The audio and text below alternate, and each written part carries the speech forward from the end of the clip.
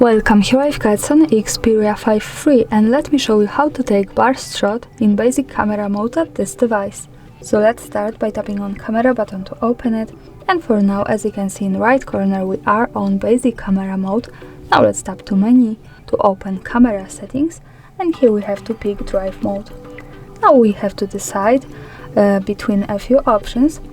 To take burst shot, we have to focus on these two: continuous shooting with high speed and continuous shooting with low speed, so you can stay on whatever you need. Now let me pick, for example, this one, and when we tap on the shutter button now at the center a little bit longer, we should take continuous shot with high speed. So let's try to use this. As you can see, it's really fast. Here we have the countdown. I want to show you also that we get quick access to this continuous shot settings here by tapping on this button at the center.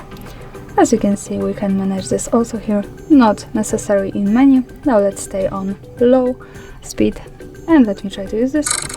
And this is how low speed looks like. And that's all. Thanks for watching. Subscribe to our channel and leave the thumbs up.